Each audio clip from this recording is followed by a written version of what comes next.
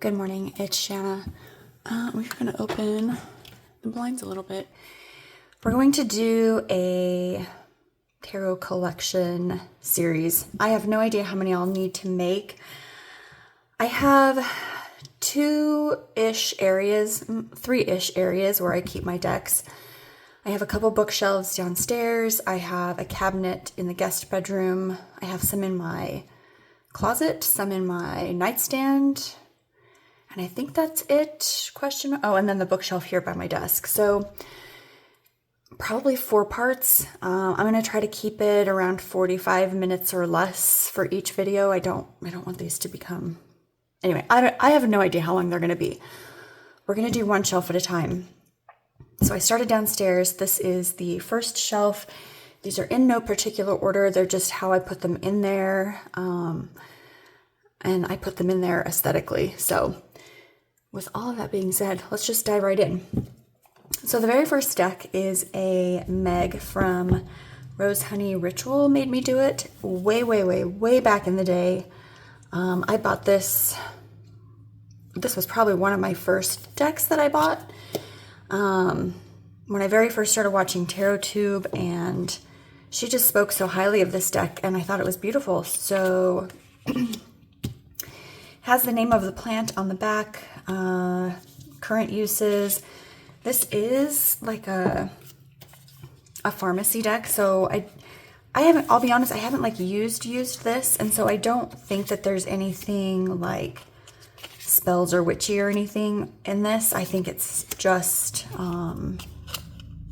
medicinal type things. But it's beautiful. I love the artwork. It very much reminds me of Little Bird Tarot. And I actually just pulled this out because I think, oh, I know what it was. Someone was talking about the Botanical Wisdom ? Deck and how good it looked with Little Bird Tarot. And I was tempted to repurchase it because I've rehomed it. It's been a couple years.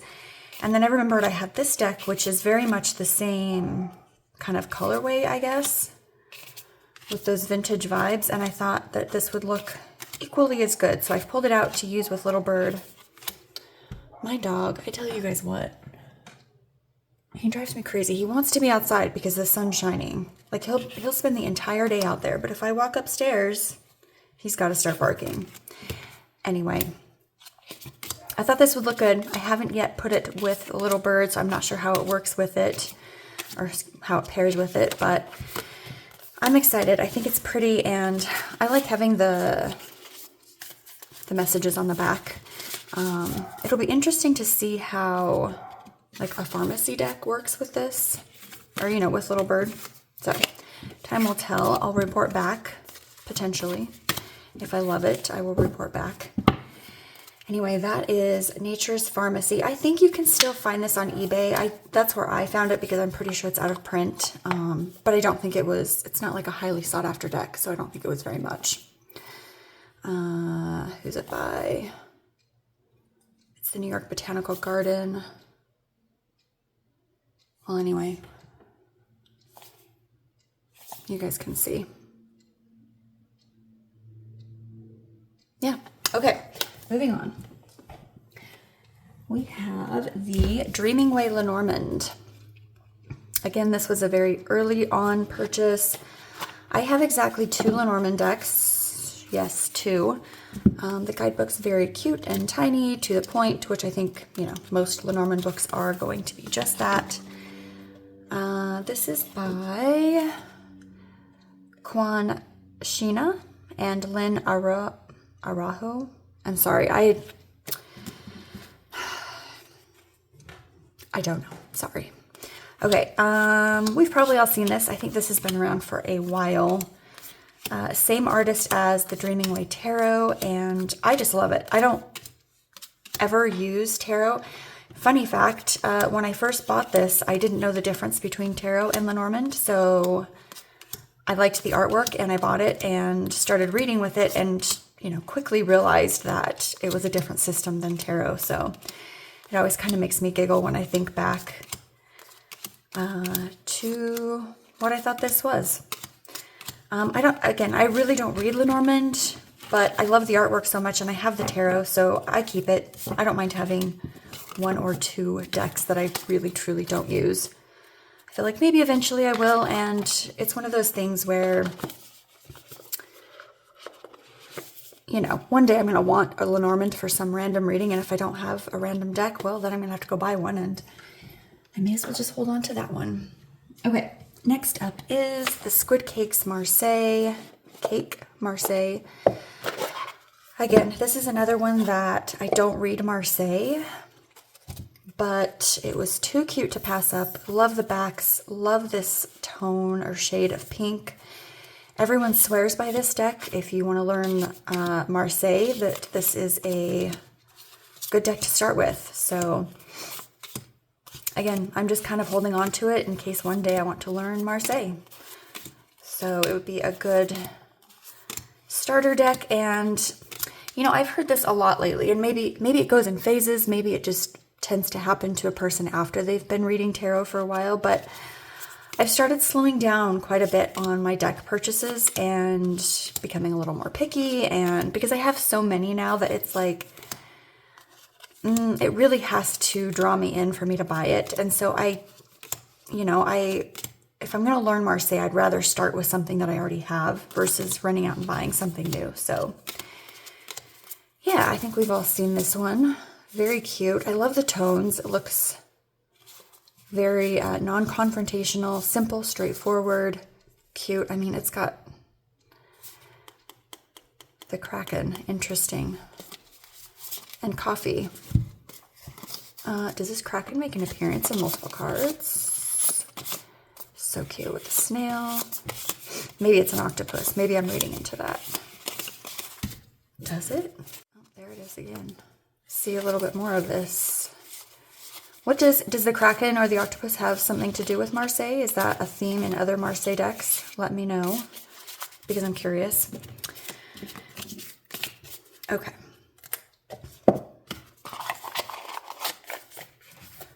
That is the Squid Cake Marseille Tarot. Okay, Sassy Dragons. I do have the Not Safe and the original. This one's upstairs because I use it as my work deck. This one was downstairs, so we'll kind of flip through this one and save the Not Safe for when I go over the decks that I have near me. So this is by Peggy Pepez and Lisa Pepez, or supervised by Lisa Pepez. This is still in order because I've not used it. This was didn't think I needed either deck, and then because the messages were so cute and the cards were cute, I thought, you know, I'm going to get it. I want to support, Peggy and Lisa. So I backed this one, and people started receiving their review decks, I guess.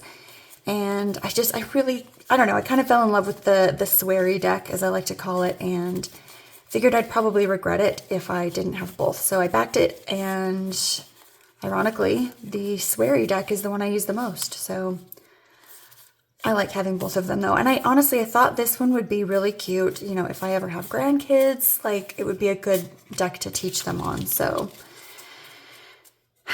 what a weird thing to think of.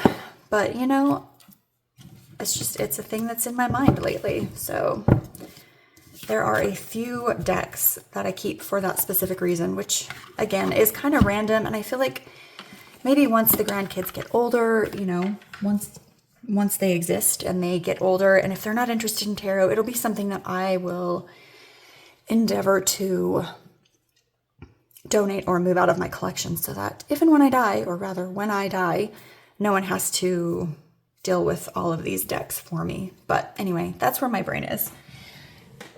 Okay, next up, Cowgirls and Aliens. This one, I don't know. It has like something endearing about it. It is not my style. It doesn't really go, energy-wise, it doesn't really go with any of my decks. I've only used it a couple of times, but I don't know. I just really like it. And, you know, sometimes decks like this where it just kind of has that vibe of I guess if I get the impression that a kid would potentially like to use this deck, I keep it. Because again, I just think, you know, how fun would it be to have grandkids who are interested in tarot or oracle and having several decks that they could either use because they're, you know, kid friendly, or decks that I wouldn't necessarily mind having them take home with them to use and play with, you know, to call their own, that I wouldn't mind not having in my collection anymore. So I don't know, it's cute. The guidebook is great. I like the little messages that are on each card, and yeah. This one is the Sea Witch Tarot. Someone mentioned this, I don't know, 6 months ago or so, and I went on an eBay rabbit hole, as we do. Found this one for relatively inexpensive for an out-of-print deck, and I think I got it in, and within, I don't know, 2 weeks, I saw that the creator was doing a Kickstarter, and I did back it,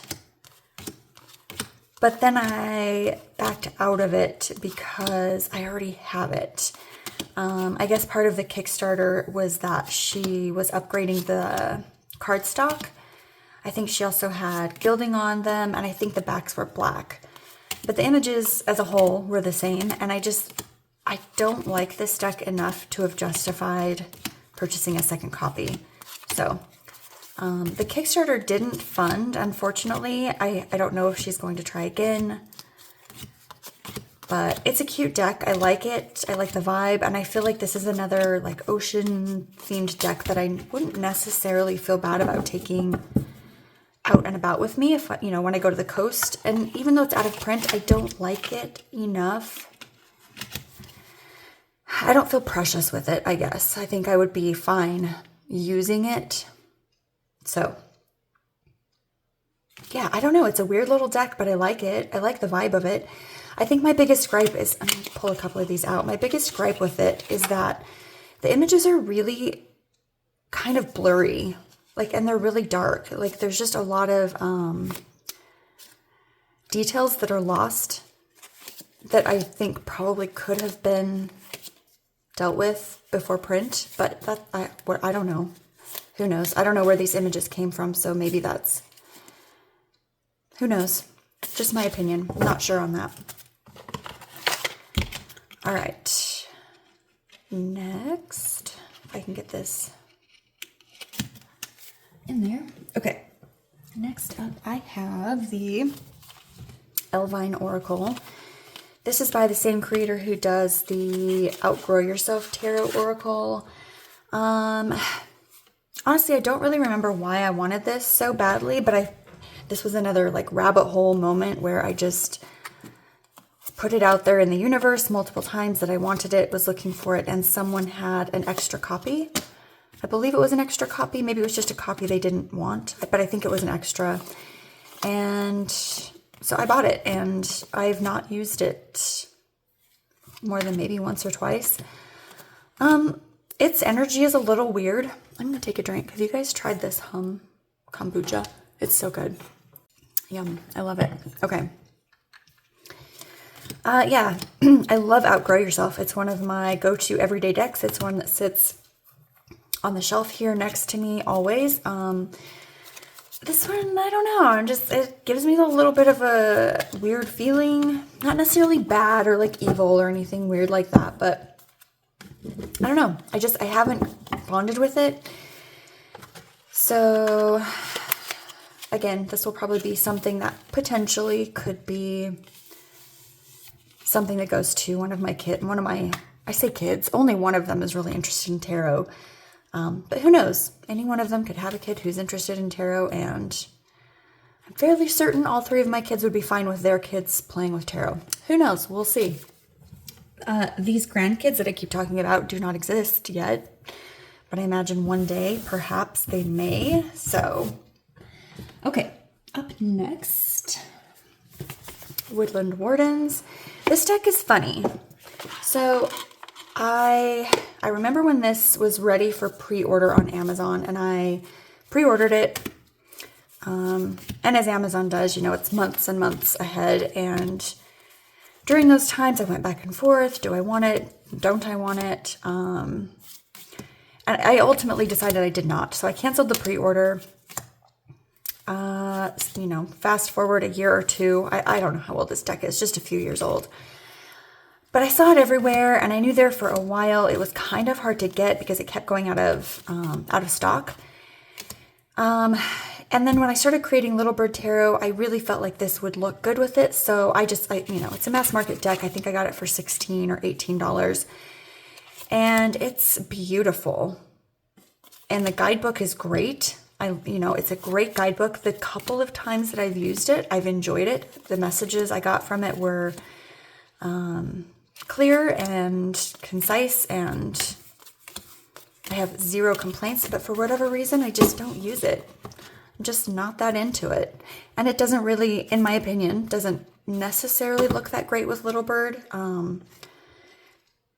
I've kind of discovered an aesthetic that I think looks best with Little Bird, and this isn't really it. So regardless, I'm holding on to it because it's beautiful. Again, it's another, I keep going on about this. I don't know why.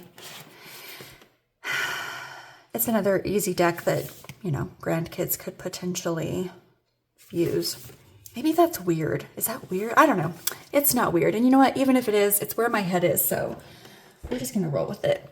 Okay, up next is the Marseilles Tarot.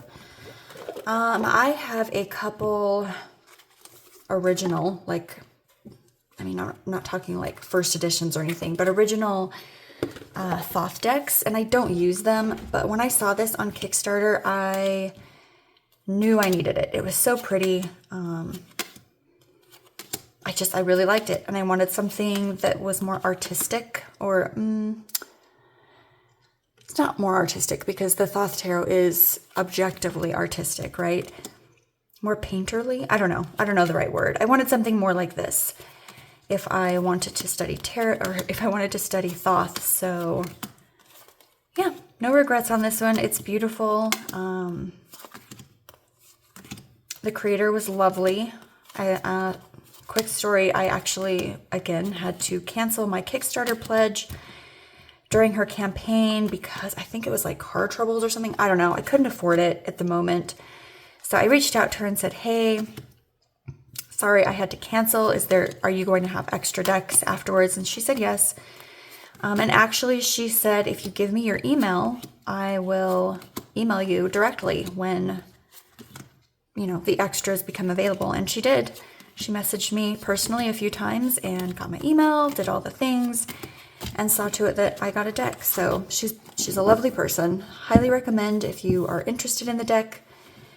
I imagine this will be one that probably, I think, maybe eventually will probably be out of print. So yeah, it's a lovely box and beautiful deck.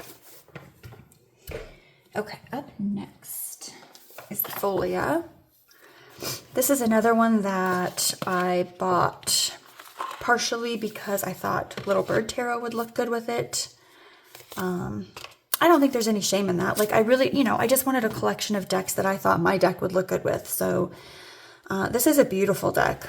I really like it. I don't usually work with round decks, and I think that's kind of where my brain is. So I haven't used this a lot. Also, the dark green makes me think of Christmas.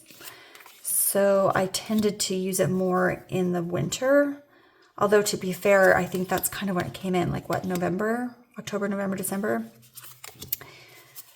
Maybe sometime late 2024. So, I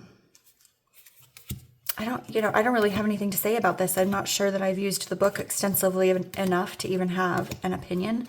I think this would look beautiful with the Mushroom Tarot, the Midnight Magic Tarot.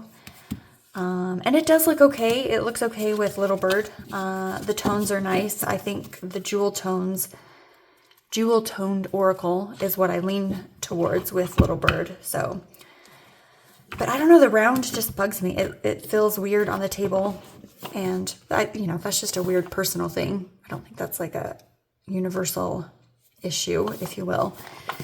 but it's beautiful and I like having it. Okay, next, Forest Felines Tarot. I love this deck. Do I use it? Not really. I've used it a few times. I think it's cute. I only have a few cat decks. This is one of them.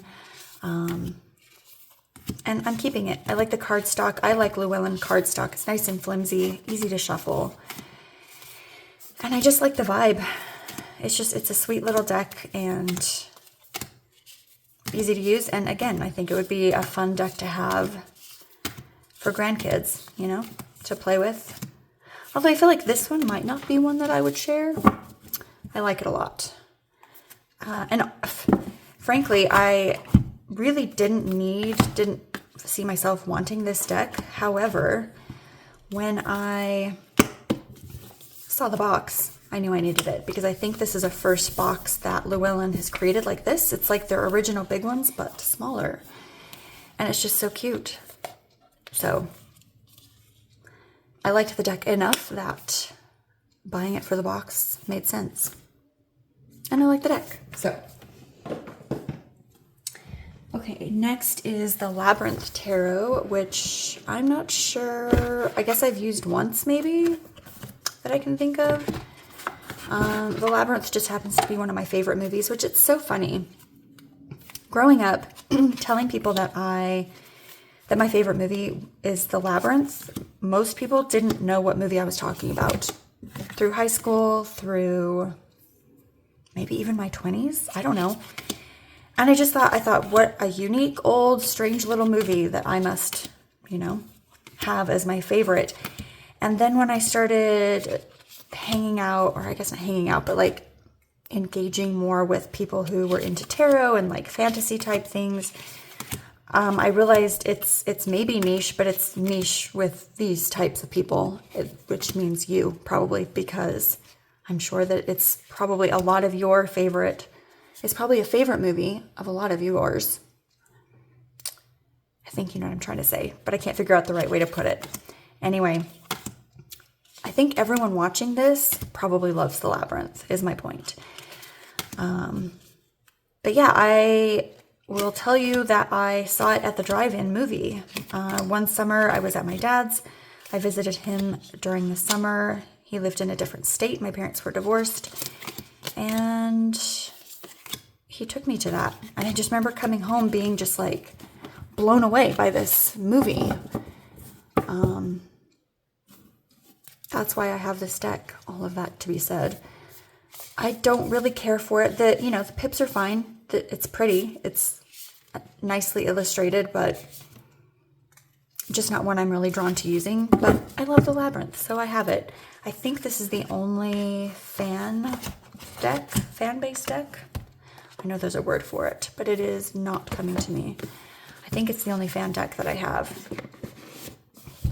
if I'm not mistaken.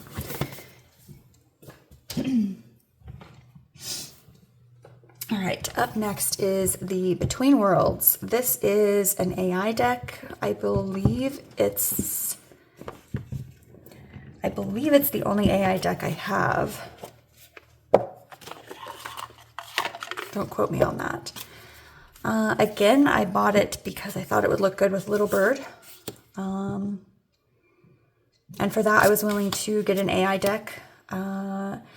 I'm not going to get into the discussion. I don't know. AI, yay or nay? I think most people here are nay on it. And generally speaking, I am as well. But it's beautiful. It's birds. And I thought it would look good with my deck. So do I have any other excuse besides that? No. Also, I guess my other reason behind being willing to spend money on this deck was that I felt like this was a unique enough theme that I didn't imagine that much of this artwork came from someone else's. And I could be talking out of my butt right now. I don't know enough about AI to say like that's a truth or not. But it seems like it was unique enough that whatever this creator plugged into as prompts was unique to this deck. So that's my hope anyway. It's pretty. I like the tones.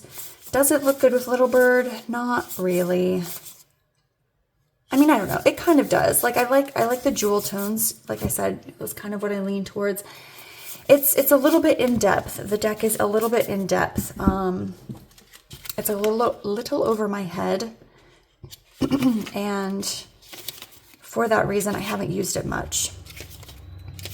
Like there's this whole thing where you start with the forces, go to the wisdom, valley of annihilation, bewilderment, anyway, and so on. And so it's broken up into like these sections. You've got valleys, aspects, guides, which I actually didn't realize were in there, so that's interesting. I might have to leave this out and dig into this a little bit. But anyway, it's a little over my head, but it's beautiful, it's unique, and no apologies, it is mine. So, Between Worlds Oracle, Oracular Cards and Guidebook. This is by, interesting, the artist's name isn't even on here.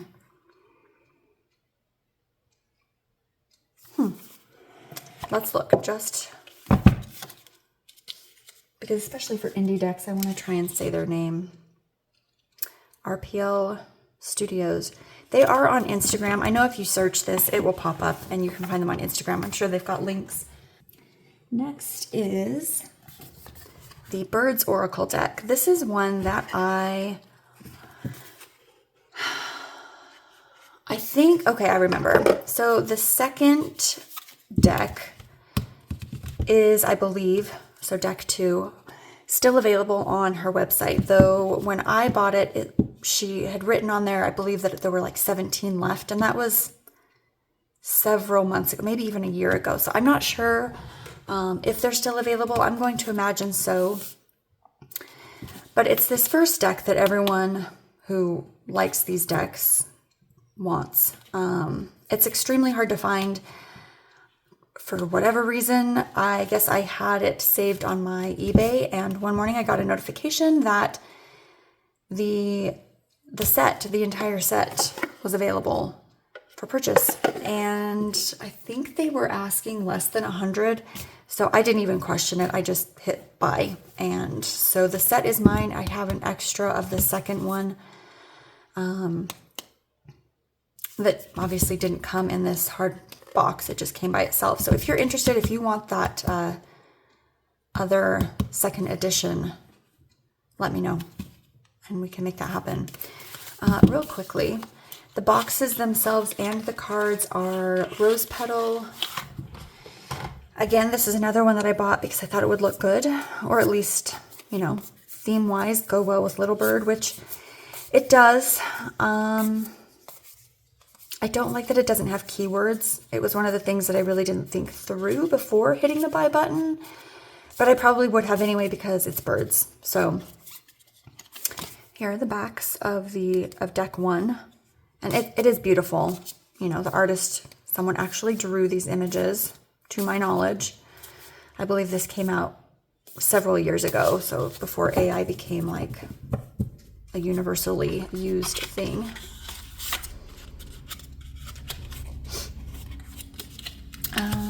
And it does come, this set does come with a full-size guidebook, maybe 2 guidebooks, if I remember right.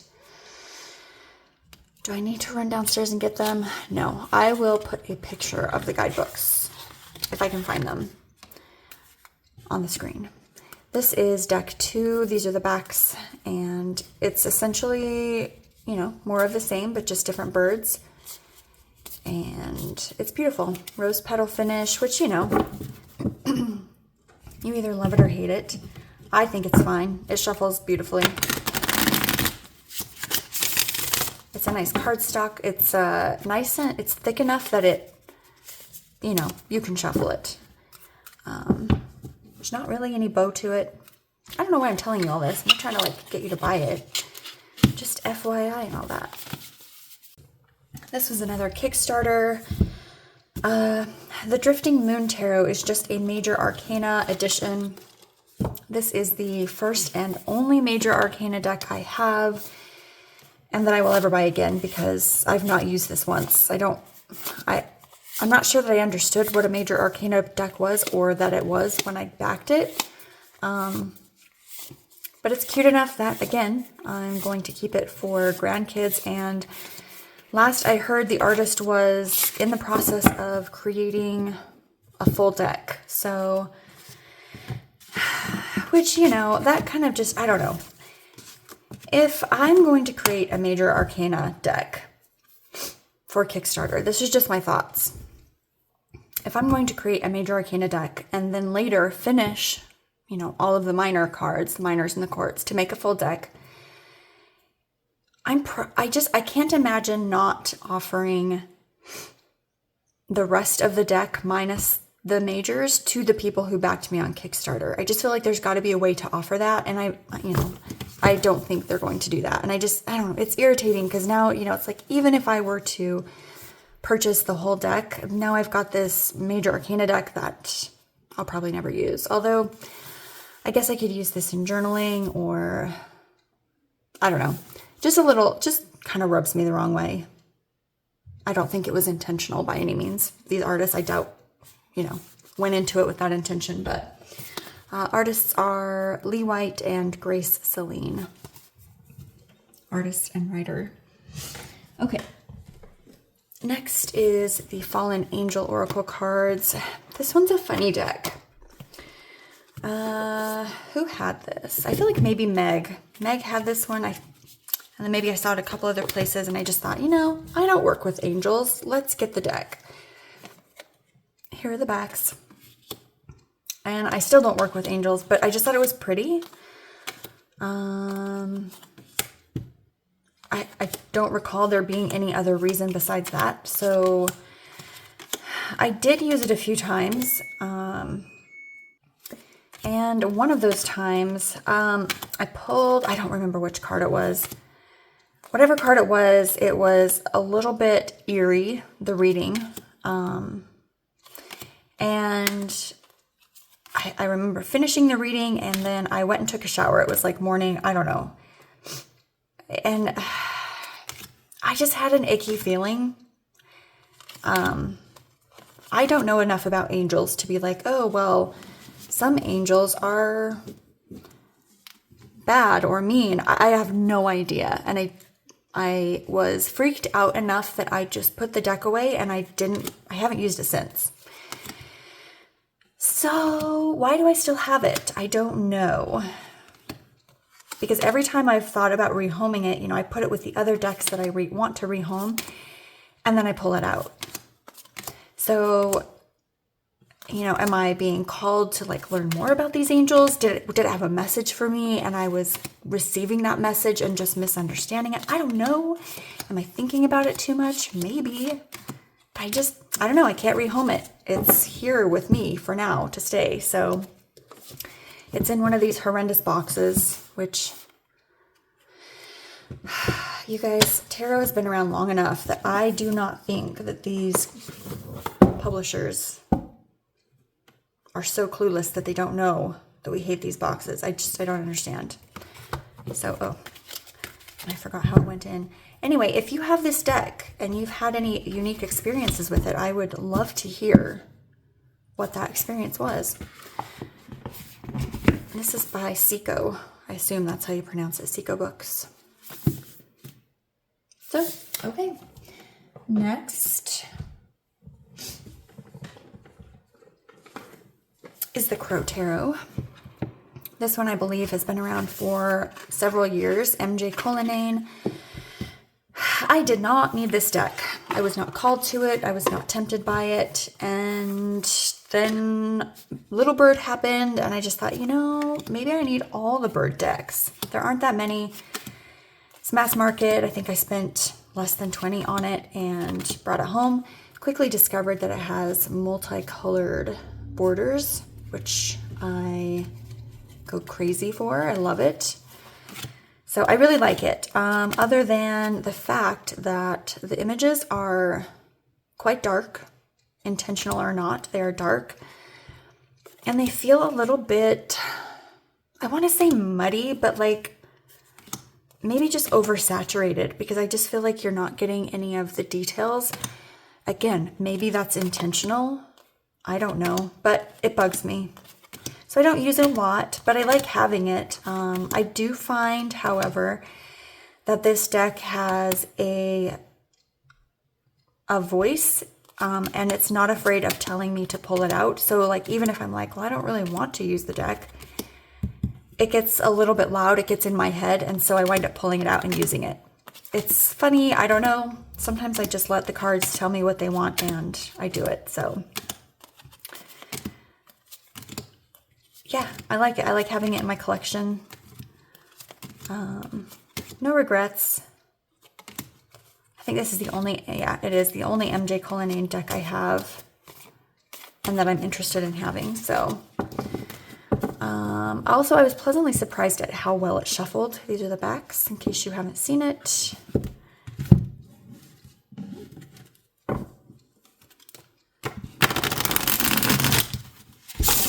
Oh, look away from your cameras, folks. Please don't pay any mind to the poor shuffle.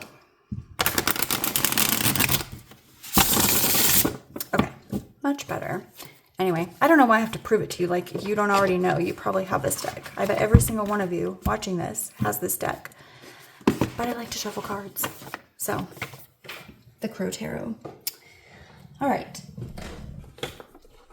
2 decks left for my first shelf. That's the Goddess Love Oracle by Wendy Andrew. I did have the Goddess Dream Tarot, or excuse me, Oracle. And I really wanted to mix the decks, but the backs were different enough that I don't know. It was early in my Oracle journey, if you will. And it bugged me to do that. I kind of regret, I may repurchase that one and go ahead and mix it, because now that I've mixed my Otherkin and Line Strider, I see that it can be quite enjoyable to mix them. But there are several cards in that other deck that I really don't like for various reasons. But this one I think I like. I don't think there's any card in here that I don't care for. And this artwork feels very nostalgic to me. Is it early 2000s? I guess, maybe. It just makes me think of early motherhood for me. So I keep it. Also, Lakshmi. I had a whole, I don't know, few months with this specific card and working with Lakshmi, which was weird for me because it was the first time I really had felt called to work with any energy, goddess or otherwise. And I remember really struggling with it because obviously, I'm not, this heritage, this culture isn't where I'm from at all. So even though it was just for me and my own practice in my own home, I felt a little bit weird about it. But I thought, you know what? I just kind of wanted to lean into it. And so I did. And it was an enjoyable practice. And it was the first time. And honestly, I was going to say the only, but no, there was another time that I felt called to work with somebody specifically. But it was nice, and I don't know, I enjoyed it. It was an enjoyable practice and an enjoyable experience, so. Yeah, I don't think, there's no card in this deck that I don't like, but I do kind of, every time I pull this out, I think, maybe I shouldn't have gotten rid of that other one. So maybe I will repurchase it before it goes out of print, and then have big regrets. It's so pretty. Okay, last deck that was on my first shelf is the Wisdom of the, is it Wisdom of the? Yeah, Wisdom of the Kaliak. This deck, this was the deck I was going to use for my guides this year. But I think there's not 52 cards. And so there wouldn't have been enough. Am I lying? I don't think there's 52 cards, so there wouldn't have been enough to get me through every week of the year. And I wasn't really sure how to work with cards like Long Road as a guide, unless I used this figure as a guide, which I could. So this was a pass. However, for next year, I might find a way to work with this anyway.